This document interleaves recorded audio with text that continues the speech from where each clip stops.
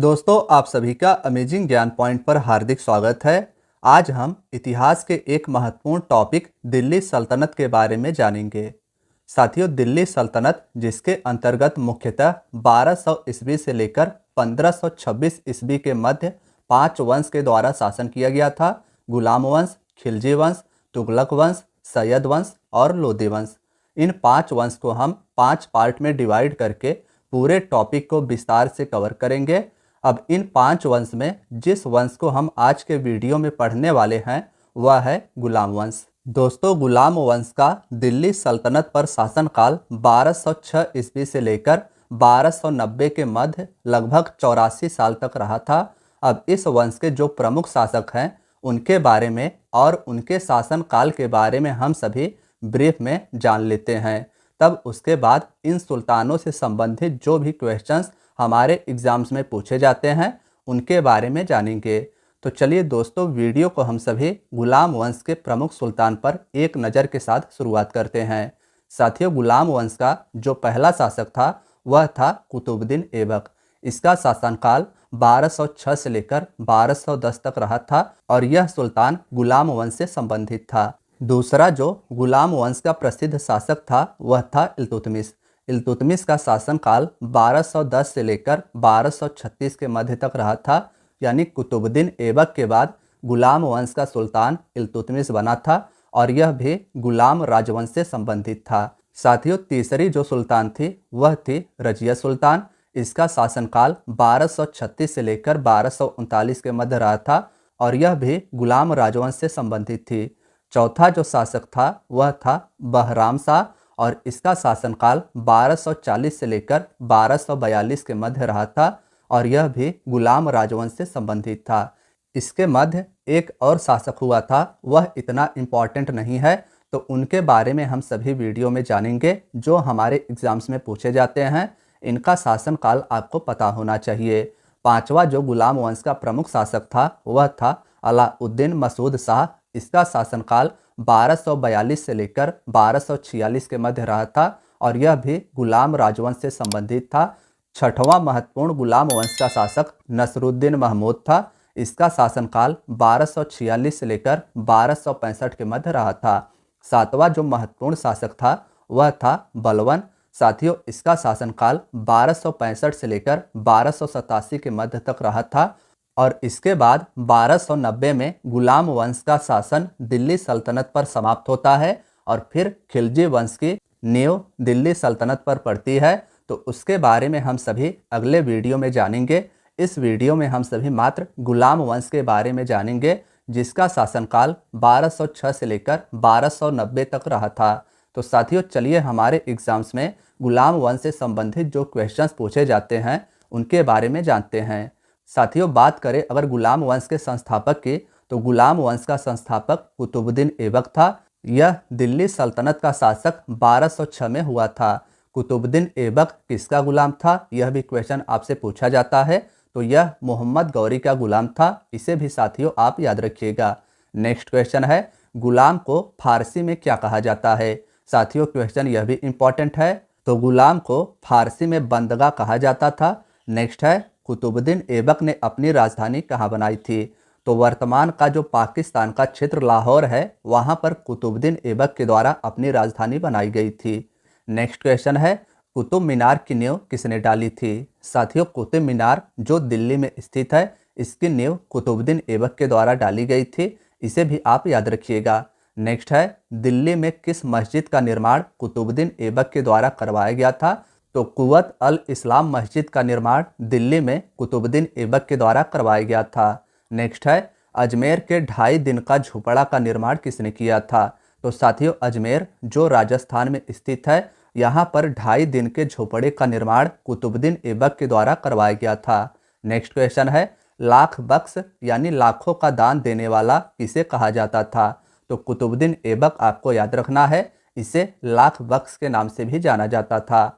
Next है, कुतुब मीनार के कार्य को किसने पूरा किया था। तो साथियों, इल्तुतमिश आपको याद रखना है। कुतुब मीनार की नींव कुतुबुद्दीन ऐबक के द्वारा रखी गई थी और इसका निर्माण कार्य पूरा इल्तुतमिश के द्वारा करवाया गया था। नेक्स्ट है, कुतुब मीनार पर बिजली गिरने के कारण किसके द्वारा इसका जीर्णोद्धार करवाया गया था? तो साथियों फिरोज शाह तुगलक के द्वारा कुतुब मीनार पर बिजली गिरने के बाद इसका फिर से जीर्णोद्धार करवाया गया था। नेक्स्ट है, नालंदा विश्वविद्यालय को किसके द्वारा ध्वस्त किया गया था? तो बख्तियार खिलजी, आप याद रखिएगा। नेक्स्ट क्वेश्चन है, बख्तियार खिलजी किसका शासक था? तो साथियों बख्तियार खिलजी कुतुबुद्दीन ऐबक का सेना नायक था, इसे भी आप याद रखिएगा। कुतुबुद्दीन ऐबक का सेना नायक बख्तियार खिलजी था और इसके द्वारा नालंदा विश्वविद्यालय को ध्वस्त किया गया था। नेक्स्ट है, ऐबक की मृत्यु किस खेल को खेलते हुए हुई थी? तो साथियों चौगान खेलते हुए 1210 ईस्वी में ऐबक की मृत्यु हो गई थी, इसे भी आप याद रखिएगा। नेक्स्ट है, कुतुबुद्दीन ऐबक को कहाँ पर दफनाया गया था? तो लाहौर इसका राइट आंसर हो जाएगा।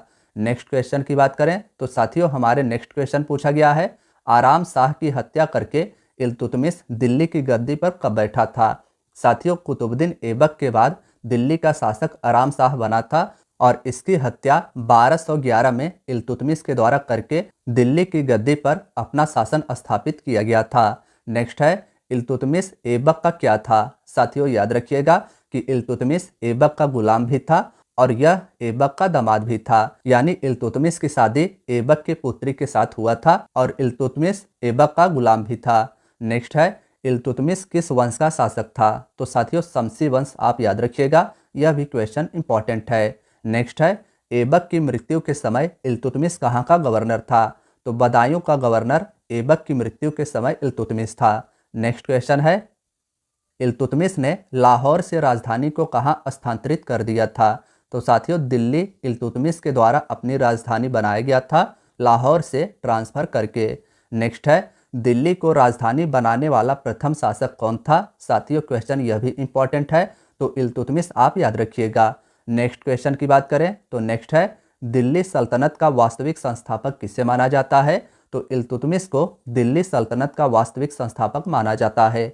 नेक्स्ट क्वेश्चन है, भारत में तुर्की शासन का वास्तविक संस्थापक कौन था?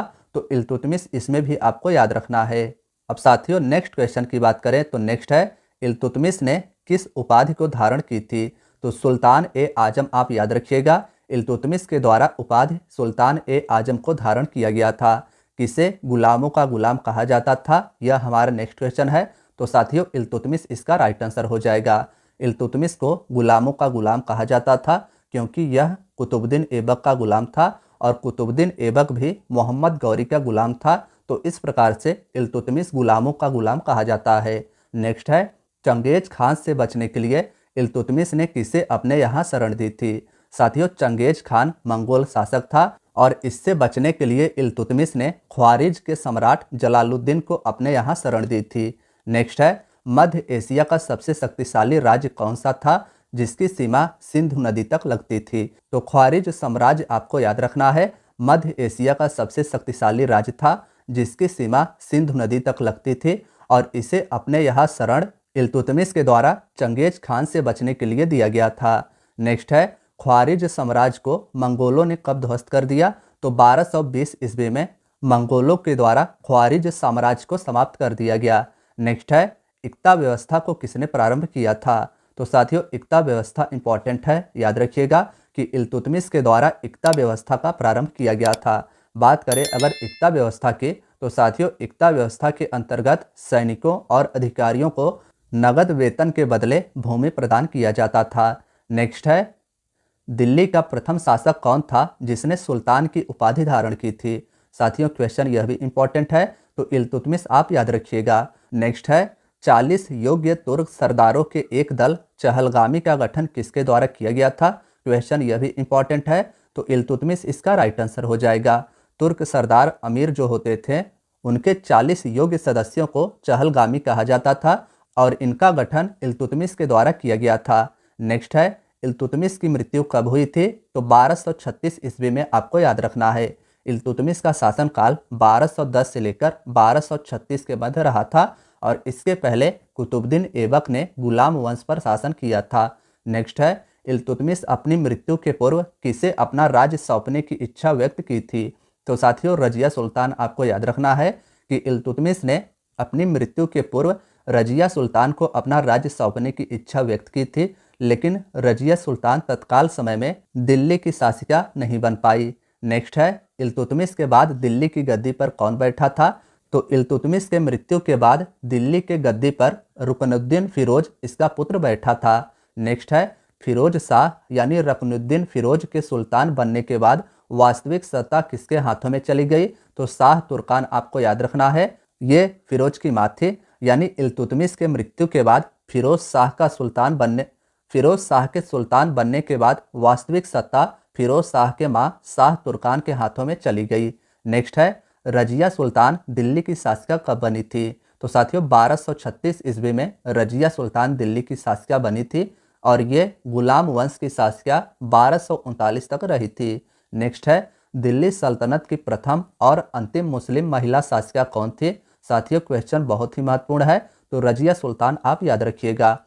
अगला है, पर्दा प्रथा को त्याग कर कुबा यानी कोट और कुलाह यानी टोपी पहनकर दरबार में कौन बैठती थी? तो रजिया सुल्तान आपको याद रखना है। नेक्स्ट है, डाकुओं के द्वारा रजिया सुल्तान की हत्या कब कर दी गई थी? तो 1240 आपको याद रखना है। कैथल हरियाणा में 1240 में डाकुओं के द्वारा रजिया सुल्तान की हत्या कर दी गई थी। नेक्स्ट है, रजिया सुल्तान के बाद दिल्ली सल्तनत का शासक कौन बना? तो साथियों बहराम शाह सुल्तान बना था रजिया सुल्तान के बाद। बात करें अगर बहराम शाह के शासनकाल की, तो 1240 से लेकर 1242 तक बहराम शाह दिल्ली सल्तनत का शासक रहा था। नेक्स्ट है, बहराम शाह के समय राज्य के वास्तविक शक्ति का संचालन किसके हाथों में था? तो साथियों 40 गुलामों का दल, जिसे चहलगाम कहा जाता था, बहराम शाह के समय राज्य का वास्तविक शक्ति का संचालन इन्हीं के द्वारा किया जाता था। बहराम शाह की मृत्यु कब हुई? तो 1242 में बहराम शाह की मृत्यु हो गई थी। नेक्स्ट है, 1242 से लेकर 1246 तक दिल्ली सल्तनत का शासक कौन था? तो अलाउद्दीन मसूद शाह 1242 से लेकर 1246 तक दिल्ली का शासक रहा था। अब साथियों नेक्स्ट क्वेश्चन है, बलबन ने षड्यंत्र करके 1246 में किसे दिल्ली का सुल्तान बना दिया? तो नसरुद्दीन महमूद आप याद रखिएगा। बलबन ने 1246 में मसूद शाह के जगह नसरुद्दीन महमूद को दिल्ली का सुल्तान बना दिया। नेक्स्ट है, नसरुद्दीन महमूद के समय समस्त शक्ति किसके हाथों में थी? तो बलबन आप याद रखिएगा। नेक्स्ट है, ऐसा कौन सा शासक था जो टोपी सीकर अपना जीवन निर्वाह करता था? तो साथियों नसरुद्दीन महमूद आप याद रखिएगा। अगले क्वेश्चन की बात की जाए तो बलबन ने अपनी पुत्री का विवाह किसके साथ किया था? यह हमारे नेक्स्ट क्वेश्चन पूछा गया है, तो नसरुद्दीन महमूद आप याद रखिएगा। बलबन ने अपनी पुत्री का विवाह नसरुद्दीन महमूद के साथ किया था और यह नसरुद्दीन महमूद के समय दिल्ली का वास्तविक शासक था। नेक्स्ट है, नसरुद्दीन महमूद ने बलबन को कौन सी उपाधि प्रदान की थी? तो उलुग खां आप याद रखिएगा। नेक्स्ट है, शमसी वंश का अंतिम शासक कौन था? तो नसरुद्दीन महमूद आप याद रखिएगा। यह शमसी वंश का अंतिम शासक था। साथियों शुरू में हम सभी ने जाना था गुलाम वंश में शमसी वंश का संस्थापक इल्तुतमिश हुआ था और शमसी वंश का अंतिम शासक नसरुद्दीन महमूद हुआ। इसका कोई पुत्र नहीं था, तो उसके बाद गद्दी पर बलबन बैठता है। नेक्स्ट है, नसरुद्दीन महमूद के बाद दिल्ली सल्तनत का 1265 में अगला शासक कौन होता है? तो बलबन 1265 में दिल्ली सल्तनत का अगला शासक बनता है।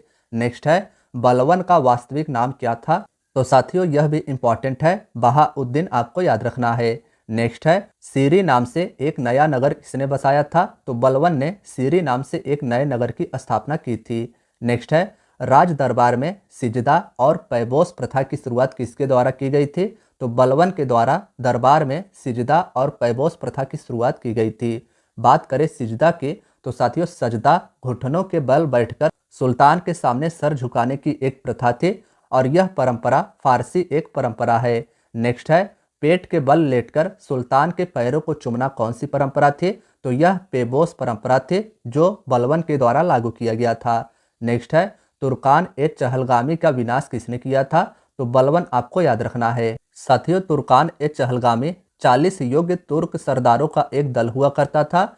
इसका गठन इल्तुतमिश के द्वारा किया गया था और इसका विनाश यानी इसकी समाप्ति बलबन के द्वारा की गई थी। नेक्स्ट है, फारसी नव वर्ष की शुरुआत पर मनाए जाने वाले उत्सव नवरोज को भारत में किसने प्रारंभ किया था?